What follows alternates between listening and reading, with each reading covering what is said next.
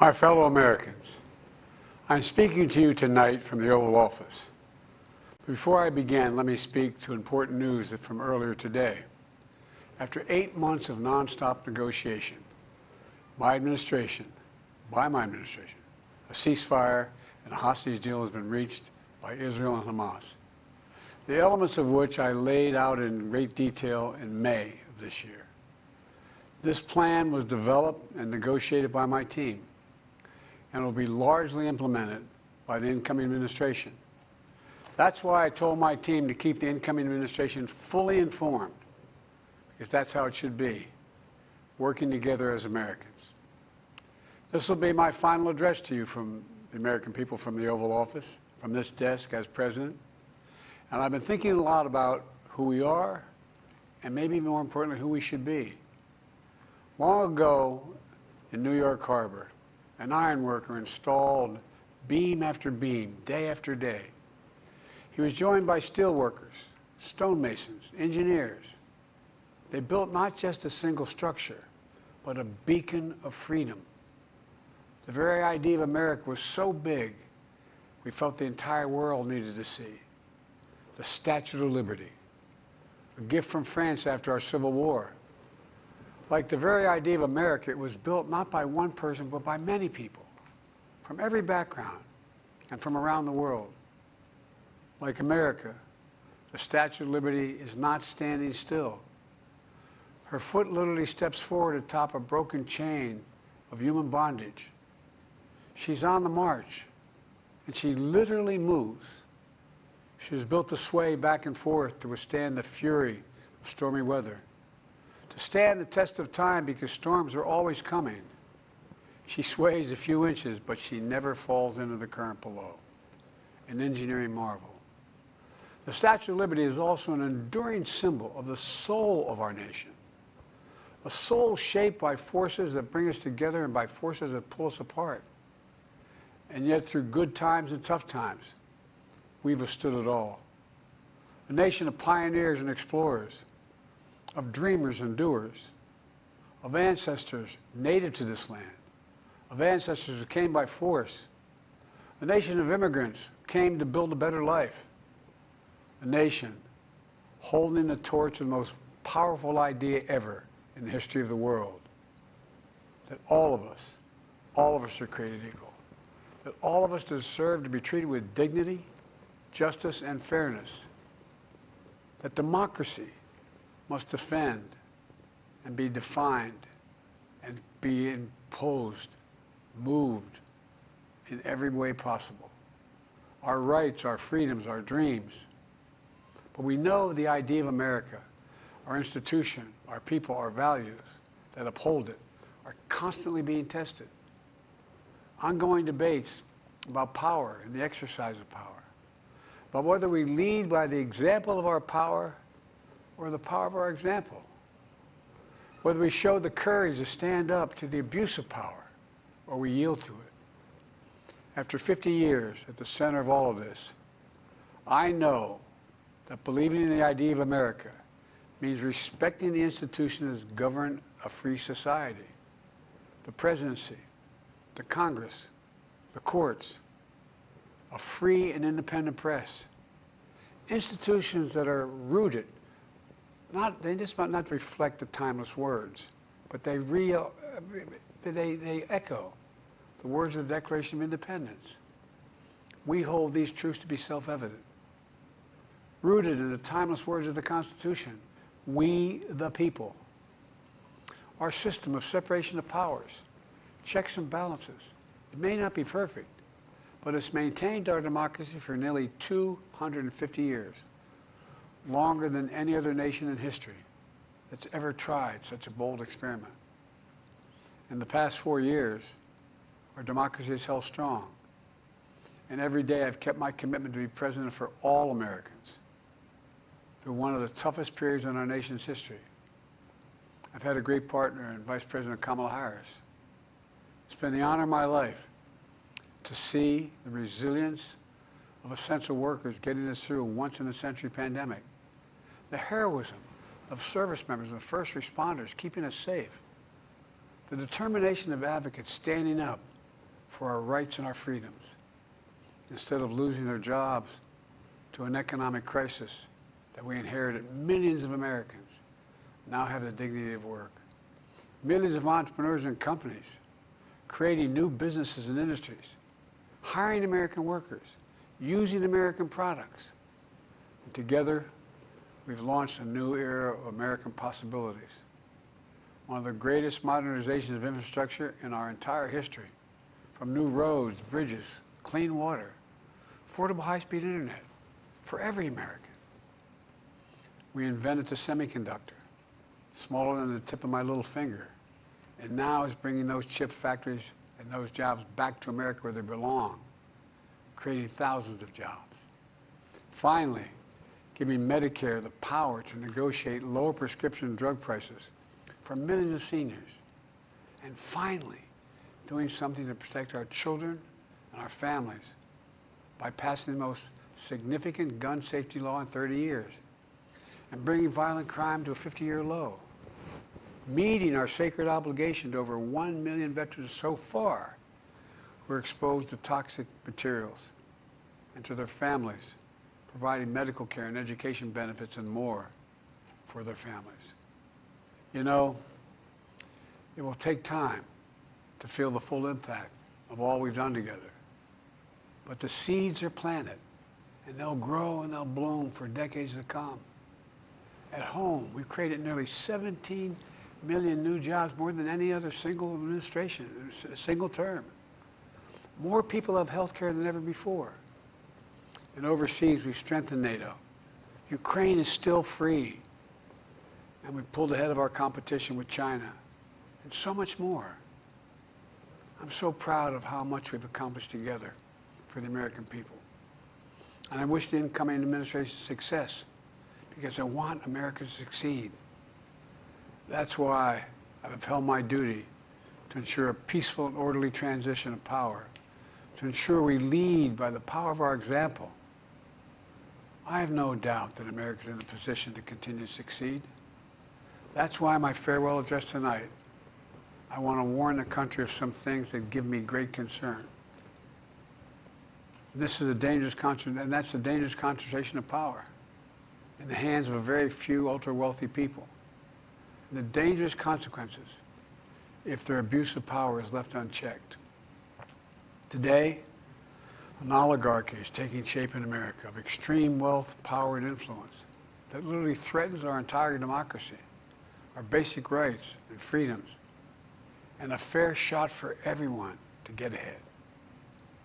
We see the consequences all across America, and we've seen it before.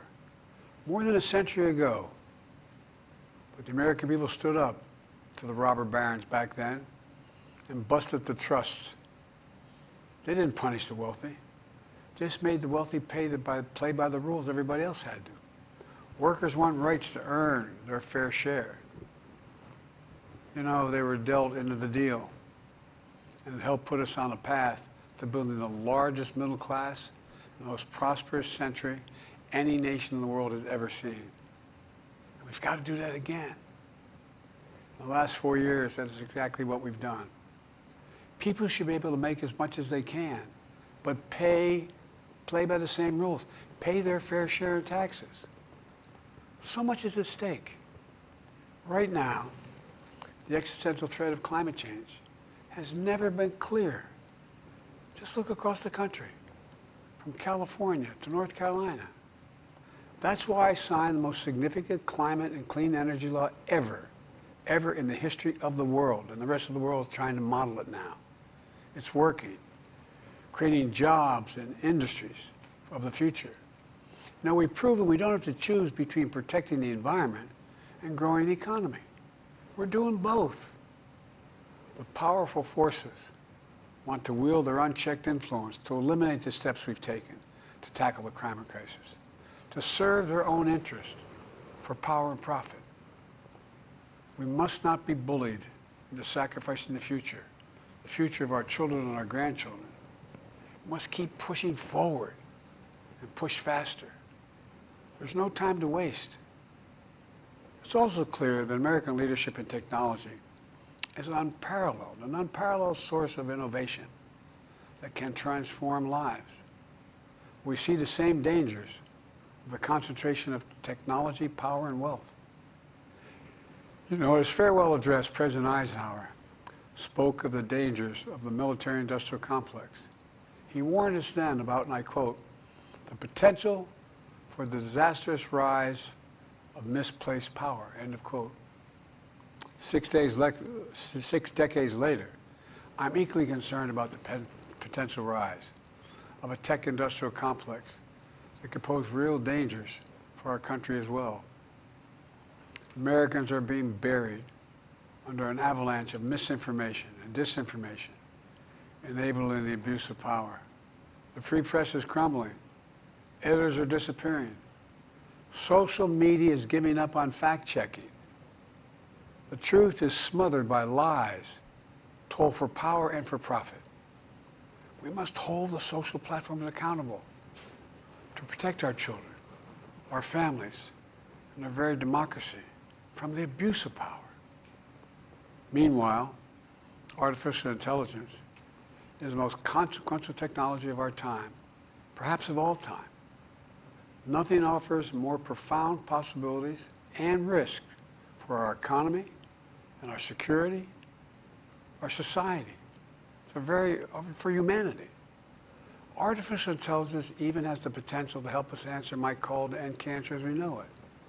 But unless safeguards are in place, AI could spawn new threats to our rights, our way of life, to our privacy, how we work and how we protect our nation. We must make sure AI is safe and trustworthy and good for all humankind. In the age of AI, it's more important than ever that the people must govern. And as the land of liberty, America, not China, must lead the world in the development of AI. You know, in the years ahead, it's going to be up to the president, the presidency, the Congress, the courts, the free press, and the American people to confront these powerful forces. We must reform the tax code, not by giving the biggest tax cuts to billionaires, but by making them begin to pay their fair share. We need to get dark money. That's that hidden funding behind too many campaigns contributions. We need to get it out of our politics. We need to enact an 18-year time limit, time and term, for the strongest ethics reforms for our Supreme Court. We need to ban members of Congress from trading stock while they're in the Congress.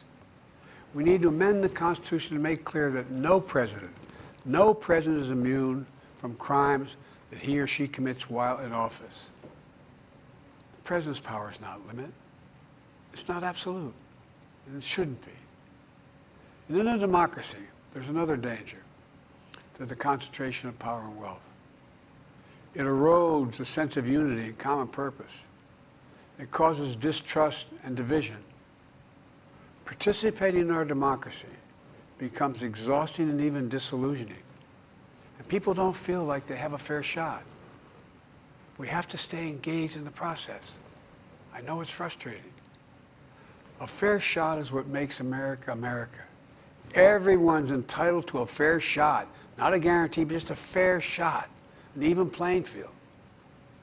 Going as far as your hard work and talent can take you. We can never lose that essential truth, remain who we are. I've always believed, and I've told other world leaders, America can be defined by one word: possibilities. Only in America do we believe anything is possible. Like a kid with a stutter from modest beginnings in Scranton, Pennsylvania, and Claremont, Delaware, sitting behind this desk in the Oval Office as President of the United States. That's the magic of America. It's all around us. Upstairs in the residence of the White House, I've walked by a painting of the Statue of Liberty I don't know how many times. In the painting, there's several workers climbing on the outstretched arm of the statue that holds the torch. It reminds me every day I pass it of the story and soul of our nation and the power of the American people. There's a story of a veteran. This is a veteran, the son of an immigrant, whose job was to climb that torch and polish the amber panes so rays of light could reach out as far as possible. He was known as the keeper of the flame. He once said of the Statue of Liberty, quote, "speaks a silent universal language, one of hope that anyone who seeks and speaks freedom can understand." Yes, we sway back and forth to withstand the fury of the storm, to stand the test of time. A constant struggle, a short distance between peril and possibility. But what I believe is the America of our dreams is always closer than we think. And it's up to us to make our dreams come true. Let me close by stating my gratitude to so many people, to the members of my administration, as well as public service and first responders across the country and around the world. Thank you for stepping up to serve. To our service members and your families, it's been the highest honor of my life to lead you as Commander-in-Chief. And of course to Kamala and her incredible partner, the historic Vice President. She and Doug have become like family, and to me, family's everything. My deepest appreciation to our amazing First Lady who's with me in the Oval today, for our entire family. You're the love of my life and the lives of my love. My eternal thanks to you, the American people. After 50 years of public service, I give you my word. I still believe in the idea for which this nation stands. A nation where the strength of our institutions and the character of our people matter and must endure. Now it's your turn to stand guard. May you all be the keeper of the flame. May you keep the faith. I love America. You love it too. God bless you all, and may God protect our troops. Thank you for this great honor.